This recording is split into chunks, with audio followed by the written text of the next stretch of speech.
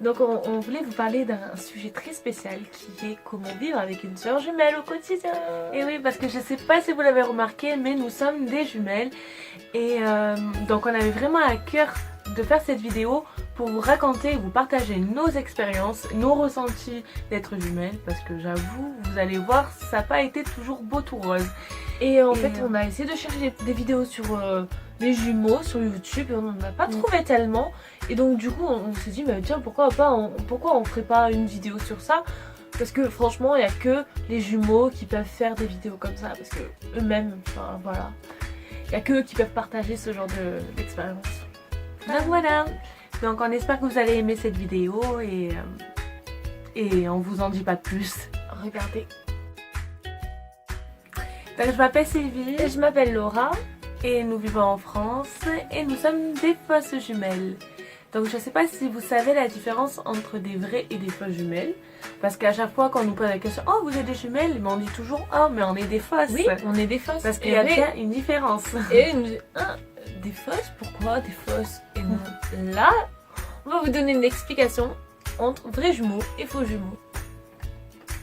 Donc la différence entre vrais jumeaux et faux jumeaux. Alors les vrais jumeaux.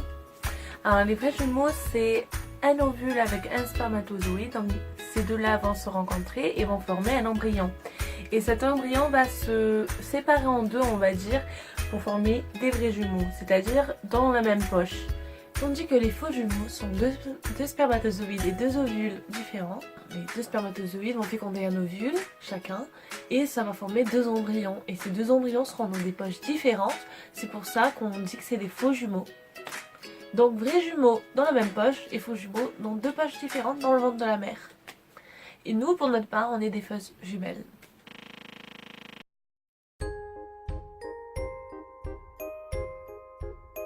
Donc comment je définirais Sylvie? Je définirais Sylvie comme étant très gentille, très calme, très posée et vraiment, elle est vraiment différente. Par exemple, moi, je peux être calme et posée mais d'une autre façon. Je suis pas totalement réservée. Je peux parler facilement à tout le monde. Aussi bien, elle prend plus son temps avant de donner sa confiance aux autres, avant de parler. Alors, comment je définirais ma soeur jumelle?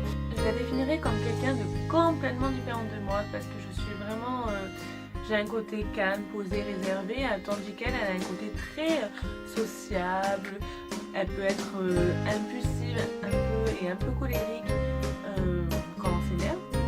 Petite anecdote, quand on s'est disputé une fois, elle criait tellement fort que en fait c'est elle qui s'est fait engueuler par mon père et pas moi. Et moi j'ai rien eu. Et je sais que dans l'histoire, je sais plus pourquoi on se disputait, mais j'étais pas très innocente non plus.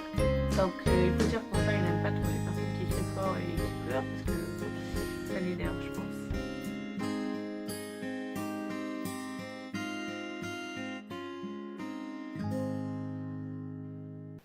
Donc les points négatifs du fait d'être jumelle, donc je peux dire qu'il y en a plein. Par exemple, à Noël ou à l'anniversaire, on a les mêmes formes de cadeaux, le même emballage et donc la même chose en fait. Donc du coup on devait vraiment ouvrir nos cadeaux en même temps et il fallait pas qu'il y en ait une qui soit plus rapide que l'autre parce que sinon ça veut dire qu'est-ce qu'on allait avoir. Oh merci, un pantalon! C'est bon, elle a même plus la peine de l'ouvrir, elle sait soit qu'on a le même, soit une autre couleur. Sinon il y a le fait qu'on reste, que quand on était petite on restait tout le temps, mais tout le temps ensemble. Alors vous imaginez nous deux tout ensemble quand on était petites, et ben les disputes qu'on devait avoir, mais c'était tout simplement pas de la rigolade quoi. Pas du tout. Surtout qu'on a suivi la scolarité ensemble à partir du CE1, parce qu'on a redoublé le CE1. À partir du CE1, on a été ensemble jusqu'au lycée. Donc on se partageait les mêmes amis. J'avoue qu'on a eu des petites crises, genre je veux mes propres amis, j'ai pas envie de partout partager avec ma soeur jumelle. Un autre point négatif, on se partage tous les mêmes habits.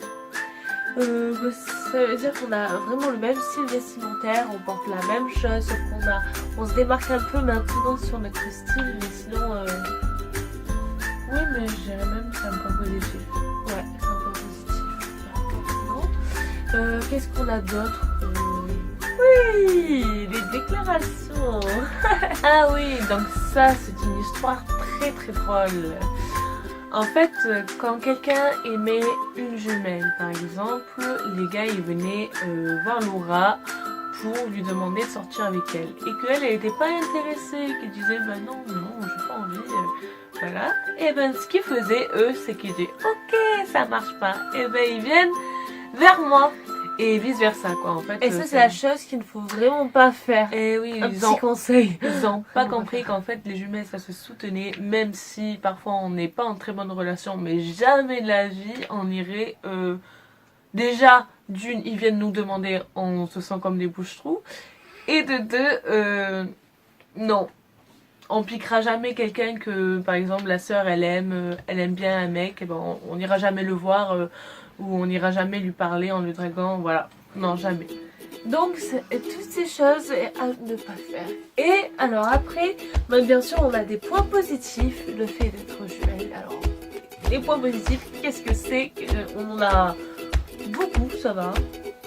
Donc, on peut dire que l'autre sœur jumelle est une amie de confiance avec qui on peut se confier. Donc, elle a toujours été avec toi, toujours partagé des choses avec toi. Donc, c'est plus facile de se confier à ta sœur jumelle que de se confier par exemple à une autre sœur ou à des amis. C'est plus facile de se confier avec la personne avec qui tu es le plus proche. Et je pense qu'aussi c'est une très grande force d'être adulte parfois dans certaines situations. Voilà. En fait, on se complète, donc en fait, on est. Je sais pas, c'est une force. Aussi, on est très complices dans les bêtises. Très complices dans les bêtises. Vraiment dans les bêtises.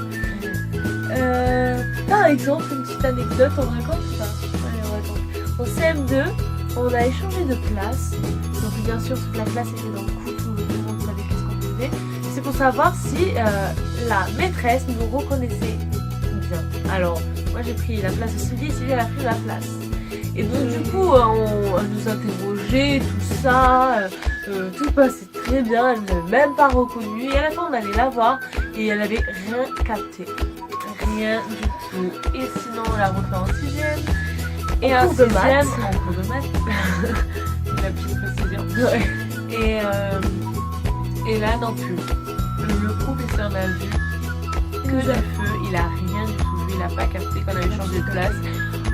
On allait le voir à la fin du cours et il a dit mais il faut pas faire ça. Au plus vous allez faire ça, au plus je vais pas vous reconnaître.